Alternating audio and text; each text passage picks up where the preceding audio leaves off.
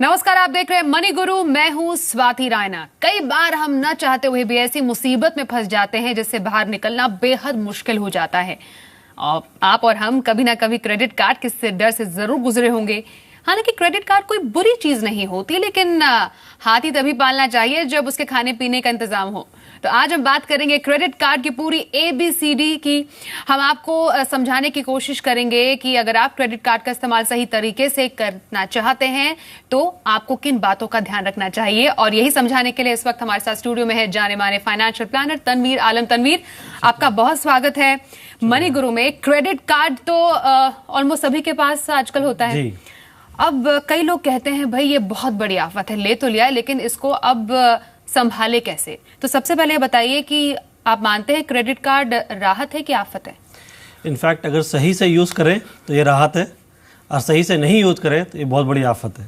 Absolutely. तो यही हम कहते हैं कि सही तरीके से क्रेडिट कार्ड अगर आप यूज करेंगे तो आपके लिए बहुत बड़ी राहत है, और इसके टिप्स भी हम तनवीर से जरूर जानेंगे। क्रेडिट कार्ड की बात अगर की जाए, सबसे पहले आपसे जानना चाहेंगे कि क्रेडिट कार्ड के लिए अप्लाई करते टाइम किन बातों का ध्यान रखना चाहिए। क्योंकि कई बार फोन करके लोग कहते हैं कि आपका अकाउंट इस बैंक में है तो आप हमारा क्रेडिट कार्ड क्यों नहीं ले लेते हैं। कई लोग ये बात सुनकर क्रेडिट कार्ड ले भी लेते हैं, लेकिन किन बातों का ध्यान रखें जिससे पहले क्रेडिट कार्ड लेना हो तो? ओके, क्रेडिट कार्ड देखिए वो एक्चुअली होता क्या है। बेसिकली एक बैंक आपको एक प्लास्टिक के फॉर्म में मनी देती है जो आप मर्चेंट आउटलेट या किसी भी ATM से विड्रॉ कर सकते हैं पैसे। लेकिन एक चीज़ का ध्यान रखिए, ATM विड्रॉल अगर कैश विड्रॉ करते हैं आप, उस पर चार्ज लगता है आपको। मर्चेंट आउटलेट पे चार्ज नहीं लगता है। तो क्रेडिट कार्ड कैसे काम करता है कि आप जब मर्चेंट आउटलेट में कार्ड स्वाइप करते हैं तो क्या होता है कि आपको एक टाइम पीरियड के बाद आपका बिल जनरेट होता है। तो मिनिमम जो क्रेडिट पीरियड आपको मिलता है 20 दिन तक। बिल जनरेट होने के 20 दिन के बाद आपका पेमेंट ड्यू डेट रहता है। लेकिन ये मंथ ऑन मंथ ये साइकिल चलता रहता है। तो इफेक्टिवली देखेंगे कि आपके एक स्टेटमेंट डेट से दूसरे स्टेटमेंट डेट तक 30 दिन का पीरियड रहता है, और प्लस 20 दिन पेमेंट का ड्यू डेट टाइम। तो इफेक्टिवली आपको मिनिमम 20 दिन और मैक्सिमम 50 दिन का एक क्रेडिट पीरियड मिलता है। फॉर एग्जांपल, अगर मान लीजिए कि आज 1 जून को आपका स्टेटमेंट डेट है और आपको पेमेंट, आपकी पेमेंट ड्यू फीस फिर 20 जून को रहेगी, ठीक है। नाउ आपने अगर पिछले 1 मई के बाद यूज किया है पीरियड, सपोज हाइपोथेटिकली आप अपने 1 मई में आपने क्रेडिट कार्ड यूज किया है तो आपको 30 दिन का ग्रेस पीरियड मिला प्लस 20 दिन का पेमेंट ग्रेस पीरियड। तो 50 डेज तक आपको फ्री एक तरह से बैंक लोन दे रही है। ओके। तो आप अगर सही से यूज करते हैं तो आपके पास 50 डे ग्रेस पीरियड है। और प्रॉब्लम कब आती है? प्रॉब्लम तब आती है जब आप पेमेंट समय पे ना करें जी। आप इस केस में ले लीजिए, आपने 1 मई में यूज किया था कार्ड, 1 जून में आपका स्टेटमेंट जनरेट हुआ और आपको पेमेंट करना है 20 जून को जी। फॉर एनी रीजन आपने 20 जून को पेमेंट नहीं किया, तो उस 1 मई से आपके परचेज पे ऑलमोस्ट हर बैंक बिटवीन 2.5% से लेके 3% पर मंथ चार्ज करती है। Interest, finance charge, late payment charge, ये सब ऐड होके इफेक्टिवली ये जो कॉस्ट आपको पड़ता है करीब 3 से 3.25% पर मंथ, इफेक्टिवली 36% के ऊपर आपको उस पर इंटरेस्ट ब्याज देना पड़ता है। 36% का मतलब 50 दिन आप काफी खुश रहेंगे। देखिए, मैंने क्रेडिट कार्ड से अच्छी खासी शॉपिंग की है, 50 दिन तक एकदम टेंशन फ्री, और जैसे ही 50 दिन खत्म हुए अब इंटरेस्ट भी लगा, वो पेमेंट भी देनी है, तो आखिरकार फंस गए अब इस जी के जंजाल में। लेकिन जैसा तनवीर बार बार कह रहे हैं, अगर आप स्मार्टली क्रेडिट कार्ड यूज करेंगे तो आपके लिए बहुत बड़ी राहत है। ये चार्जेस की अगर बात करें, आपने बताया कि 36 to 40% तक इसमें चार्ज लगता है।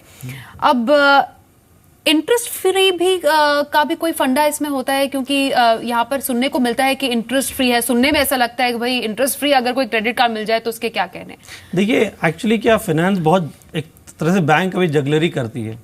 इनफैक्ट क्या होता है, बहुत सी चीज़ में जो कि आपको आम तौर पे वो डिस्काउंट मिल रहा होता है, वो आप क्रेडिट कार्ड अब कहती है कि आपके लिए मैं आपको इंटरेस्ट फ्री लोन दे रहा हूं, वो डिस्काउंट एक्चुअली वो प्रोडक्ट वाले सबवेंट कर देते हैं। इसको सबवेंशन कहते हैं हमारे लैंग्वेज में। वो क्या होता है, मान लीजिए आपको एक टीवी खरीदना है और उसका कॉस्ट 20,000 रुपये है, इफेक्टिवली उसमें आपको 2,000 रुपये तक का डिस्काउंट मिल सकता है। लेकिन आप उस क्रेडिट कार्ड से अगर वो सबवेंशन स्कीम लेते हैं तो वो 2000 डिस्काउंट नहीं मिलता है, और आपको बैंक को वो डिस्काउंट बैंक ले लेती है और आपको इंटरेस्ट फ्री लोन मिल के दे देते हैं वो आप। जी, अब क्योंकि मैंने शुरुआत इससे की थी, आपने बताया कि क्रेडिट कार्ड क्या होता है और कितना इंटरेस्ट उसमें आपको लगता है, लेकिन अगेन जो लोग अब क्रेडिट कार्ड लेना चाह रहे हैं, जिनके पास ऑलरेडी है, ठीक है, वो तो इसकी तैयारी कर चुके हैं, हमारे शो देखने के बाद भी उन्हें पता है कि किन बातों का ध्यान रखना चाहिए। लेकिन जिसने अभी क्रेडिट कार्ड नहीं लिया है, कई लोग डरा देते हैं, अरे क्रेडिट कार्ड मत लो, बाद में कर्ज में डूब जाओगे। क्या ऐसा वाकई होता है और किन बातों का ध्यान रखें बेसिकली? नहीं, मेरे पास भी क्रेडिट कार्ड है, मैं बिल्कुल क्रेडिट कार्ड यूज करता हूँ। आप क्रेडिट कार्ड यूज करें, लेकिन क्रेडिट कार्ड की जो पेमेंट है आप ECS के तहत तय कर दें, ताकि पेमेंट डेट पे 100% आपकी पेमेंट हो और आपको उस पर इंटरेस्ट देना नहीं पड़े। इफेक्टिवली आप देखेंगे तो एक्चुअली आपके पास वो 50 डेज ग्रेस पीरियड मिल रहा है कोई भी यूज करने के बाद। मान लीजिए कोई इमरजेंसी आ जाए और आपके पास उस कैश अवेलेबल नहीं हो, तो आपको यूज करने में आपको आसानी होगी। दूसरी बात क्या है कि अगर आप कोई बड़ी परचेज करना चाहते हैं, ठीक स्टेटमेंट डे के बाद में आप परचेज करें तो इफेक्टिवली आपको पूरा 50 दिन मिलता है। तीसरी बात यह है कि कभी भी मिनिमम अमाउंट ड्यू के ट्रैप में ना फंसे। जी, मिनिमम अमाउंट ड्यू क्या होता है? ये सिर्फ और सिर्फ इंटरेस्ट पेमेंट और फाइनेंस चार्ज होता है। तो बेसिकली एक पुरानी कहावत सुनी थी, पहले लोग जो ब्याज में पैसे देते थे, ये वो कहते थे भाई आप मूल रख लो, मेरा उसको सूद दे दो, वो कहते थे इंटरेस्ट मुझे दे दो, आप प्रिंसिपल रहने दो। तो इसमें क्या होता है, वो आप इंटरेस्ट पे करते रहते हैं और आपका प्रिंसिपल आउटस्टैंडिंग खड़ा रहता है वहां पर, और बिल्कुल वो हिलता नहीं है। तो क्या होता है कि आप इंटरेस्ट हर मंथ पे कर रहे हैं, लेकिन आपका जो अमाउंट है बिल्कुल भी रिड्यूस नहीं हो रहा है। ऑलराइट, मतलब जैसे 55,000 रुपए हमने चुका दिया पेमेंट 1 लाख की शॉपिंग पर और घटा सिर्फ 16,000, तो अगर हम इसके तहत मिनिमम पेमेंट की बात करते हैं जी, तो उसमें क्या होता है कि आप पहले वो इंटरेस्ट चार्ज डिडक्ट कर लेंगे, और आपने अगर 1 लाख आउटस्टैंडिंग है, आपने पे किया है 45,000 या 50,000, सर मान लीजिए 55,000 आपने पे किया, जो बैलेंस 45,000 है उस पे जो इंटरेस्ट होगा वो जिस दिन से आपके उस डिफरेंस में आपने परचेज किया है उस दिन के परचेज से इस 45,000 पे इंटरेस्ट लगेगा। ऑलराइट, और इससे बचने के लिए क्या किया जाए, किन बातों का ध्यान रखने की जरूरत है? देखिए, क्रेडिट कार्ड बहुत सिंपल है, यूज करिए, आप जितना भी यूज करें उतना हद तक यूज करिए जिसकी पेमेंट कैपेसिटी हो आपकी। वैसे बैंक क्या करेगी, आपको एक हाई लिमिट दे देगी, लेकिन हाई लिमिट आप पूरा यूज मत करिए, आप जितना पे कर पाएंगे उतना यूज करिए। क्योंकि क्या होता है कि आप अगर पेमेंट में आप चूकते हैं तो क्या होता है, फिर आप उस पर ब्याज देते ही रहेंगे। तो बेस्ट फॉर्म क्रेडिट कार्ड का यूज यही है कि आप जितना भी यूज करें, आप नेक्स्ट पेमेंट डे के 1-2 दिन पहले 100% पेमेंट फुल में आप बिल्कुल कर दें। ऑलराइट, तनवीर, कई जो बैंक्स होते हैं वो बैलेंस ट्रांसफर की भी बात करते हैं, ये आपसे समझना चाहेंगे कि ये टर्म क्या है और ये कितना सेफ होता है? देखिए, बैलेंस ट्रांसफर में सिर्फ एक ही फायदा हो सकता है, बल्कि बहुत से लोग जो क्रेडिट कार्ड में फंसे हैं उनके लिए मैं एक सलाह दूंगा कि क्या होता है कि नॉर्मल क्रेडिट कार्ड का जो रेट ऑफ इंटरेस्ट है वो अप्रॉक्सीमेटली 3% के ऊपर है पर मंथ। तो इफेक्टिवली 36% आपको इंटरेस्ट लगता है उस पर। लेकिन कभी भी कुछ बैंक क्या करती है कि कहती है कि आप बैलेंस ट्रांसफर कर लिए, आपको इस पे मैं राहत दूंगा और आपको आपकी जो इंटरेस्ट रेट है 3% का वो रिड्यूस करके मैं 2% कर दूंगा। तो वो एक राहत आपको मिल जाती है। अगर किसी भी वजह से आप क्रेडिट कार्ड के इस चुंगल में फंस चुके हैं, उससे निकलने का एक सिंपल तरीका है, यह है कि आपको जब भी कोई बल्क पेमेंट आए आप पेमेंट करते रहिए।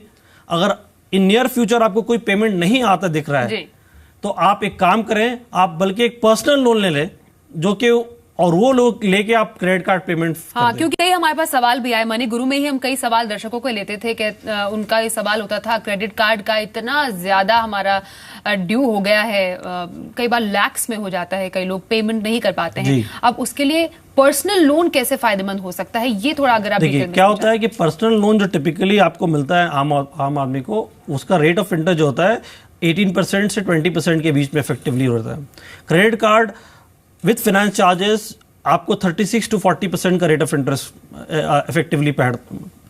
तो उस पर जो डिफरेंस है आपको उसकी बेसिकली उसकी राहत होती है। और पर्सनल लोन में क्या होता है कि वो ईएमआई के तौर पे इंटरेस्ट के अलावा प्रिंसिपल भी सिस्टमेटिकली रिड्यूस होता रहता है। नॉर्मल क्रेडिट कार्ड में आप सब इंटरेस्ट पे करते रहते हैं, यहां पर क्या होता है प्रिंसिपल के साथ जब ईएमआई आप देते हैं इंटरेस्ट के साथ साथ प्रिंसिपल भी रिड्यूस होता रहता है, तो ये एक्चुअली इफेक्टिवली बेटर पड़ता है। रेट ऑफ इंटरेस्ट 36% से कम होकर आपका 18-20% होगा, तो जो कि आपके लिए फायदेमंद है। ऑल राइट, कैश विड्रॉल का कॉन्सेप्ट अब आपसे जानना चाहेंगे तनवीर कि ये कितना इफेक्टिव है और क्या इसका कुछ फायदा होता है? देखिए, कैश विड्रॉल पे हर बैंक लिखती है कि कैश विड्रॉल जिस दिन से करेंगे उस दिन पे आपको इंटरेस्ट देना पड़ेगा। तो अगर आपको बहुत बड़ी इमरजेंसी कोई ना हो तो मेरी ये सलाह रहेगी कि आप बिल्कुल भी कैश विड्रॉल मत ऑप्ट करें। कैश विड्रॉल ऑप्ट करना, और ये डिफरेंट कैसे है बाकी कॉन्सेप्ट से, जैसे शॉपिंग? देखिए, मर्चेंट में क्या होता है, मर्चेंट जब आउटलेट में आप क्रेडिट कार्ड स्वाइप करते हैं तो क्या होता है कि मर्चेंट्स की अंडरस्टैंडिंग है कि वो उनको भी पेमेंट कुछ दिन के बाद मिलती है। ओके। क्रेडिट कार्ड में आप कैश जब विड्रॉ करते हैं, bank is out of money, bank के पास से पैसा चला गया इमीडिएटली, तो वो क्या करता है कि वो उस दिन से इंटरेस्ट आपको उस पर चार्जेस एप्लीकेबल। और कितना इंटरेस्ट इसमें चार्ज किया जाता है बैंक? जो फाइनेंस चार्जेस हैं उसी रेट में चार्ज होता है, वो 2.5% per month minimum. All right. और कई लोग जैसे जो उनका अब बकाया होगा वो ड्यू डेट से पहले पेमेंट करना चाहते हैं। हाँ। क्या उसका कोई फायदा है इसमें? बिल्कुल, उससे क्या फायदा होता है कि आप एक तो ये आपको इंटरेस्ट देना नहीं पड़ता है, तो आप बेसिकली आपने इंटरेस्ट फ्री लोन लिया है और आपको बिना इंटरेस्ट के आप लोन अवेल कर रहे हैं क्रेडिट कार्ड पे। दूसरी बात यह है कि आपकी क्रेडिट रिकॉर्ड जो है, हिस्ट्री, सिबिल स्कोर बेटर होते रहती है। फ्यूचर में आप कोई लोन लेना चाहे आपको प्रॉब्लम नहीं होगी। All right. कई बार क्योंकि अब तो क्रेडिट कार्ड से काफी पेमेंट्स होती है तनवीर, मोबाइल्स हो गया, लैपटॉप्स हो गया, और एक कॉन्सेप्ट आ गया है 0% इंटरेस्ट का। अब जानना चाहेंगे क्या वाकई 0% इंटरेस्ट जैसी कोई चीज है? देखिए, कहने का मतलब है कि there is no free lunch available. Absolutely. So basically क्या होता है कि आप 0% जब बैंक आपको देती है, कहीं ना कहीं से वो पैसे उस इंटरेस्ट पे वो अर्न कर रही है। बेसिकली क्या होता है कि मान लीजिए आप एक कार खरीद रहे हैं या एक मोबाइल फ़ोन खरीद रहे हैं। सपोज मोबाइल का कॉस्ट है 50,000 रुपीज़, वो कहते हैं कि मैं आपको 6 इंस्टॉलमेंट या 12 इंस्टॉलमेंट में 0 EMI में देता हूँ, 0%। जी। तो बेसिकली क्या होता है, वो डिस्काउंट जो आप अवेल कर पाते हैं नॉर्मल कार्ड यूजेज में, वो आपको नहीं मिलता है। वो मोबाइल कंपनी बैंक को सबवेंट करती है वो कॉस्ट, और वो इंटरेस्ट कॉस्ट में फैक्टर हो जाता है उसके लिए। All right. तो क्या कुछ ट्रिक्स भी है कि क्रेडिट कार्ड में आप कैसे सेव कर सकते हैं? देखिए, क्रेडिट कार्ड में सेव करने का एक ही तरीका है कि आप स्टेटमेंट डे को फॉलो करें। आप कोई मेजर परचेज ठीक स्टेटमेंट डे के बाद में करें, और फिर आपको लंबे समय तक का पीरियड मिलता है, उसमें आप पीरियड से पहले पेमेंट कर दें। All right. दूसरी बात, एक और चीज़ मैंने नोटिस किया है, इनफैक्ट एक क्लासिक केस है मेरे क्लाइंट के साथ हुआ है। उसने ऑफर लिया है कि मेरी मोबाइल फ़ोन खरीदा था, करीब 36,000 कुछ रुपए के थे। उसमें लिखा था कि आप EMI में कन्वर्ट कर दीजिए, इस पर रिड्यूसिंग कॉस्ट रहेगा 1.08% पर मंथ। All right. आमतौर पे लोगों को क्या पता नहीं होता है कि ये 1.08% रिड्यूसिंग कैलकुलेट कैसे होता है। जब हम लोगों ने EMI को क्या इफेक्टिव रेट ऑफ इंटरेस्ट निकाला, उससे इसको इफेक्टिव IRR कहते हैं, इंटरनल रेट ऑफ रिटर्न, उस पर वो कॉस्ट ऑलमोस्ट 2.47% बैठा। ओके। तो ये क्या होता है, ये नंबर जगलरी है, कैमोफ्लाज है, आम आदमी नहीं समझ पाता इसको। तो मेरी सलाह ये रहेगी आम आदमी से कि कभी आप EMI के इस चंगुल में फंसने से पहले आप उस EMI को ले लें, कैलकुलेट करें एक्सेल में। IRR फॉर्मूला बहुत इजीली कैलकुलेट हो जाता है, नहीं तो किसी एडवाइजर से सलाह लें। इफेक्टिव रेट ऑफ इंटरेस्ट इसका पता जरूर कर लें। All right. बहुत से टाइम में और भी क्या होता है, स्पेशली कार लोन लेते वक्त आप कार लोन लेने जाते हैं, इफेक्टिव रेट ऑफ इंटरेस्ट आपको बताया जाता है, लेकिन वो क्या जगलरी यूज करेंगे, आपसे कहेंगे कि आप 3 EMI एडवांस में पे कर दीजिए। 3 EMI एडवांस में पे करना या 6 EMI एडवांस में पे करना इफेक्टिवली रेट ऑफ इंटरेस्ट को बहुत सिग्निफिकेंटली बढ़ा देता है जी। तो ये सब चीज़ का ध्यान रखें। और टुडे एक्सेल में बहुत सिंपल कैलकुलेशन है, वो एक्सेल में कैलकुलेशन आप करेंगे तो इफेक्टिव रेट ऑफ इंटरेस्ट आपको पता चलेगा, और आप सही मायने में जान सकेंगे कि आप कितना उस पर ब्याज दे रहे हैं। All right. तो थोड़ा बहुत कैलकुलेशन, थोड़ी बहुत सावधानी रखने की जरूरत है क्रेडिट कार्ड इस्तेमाल करते टाइम।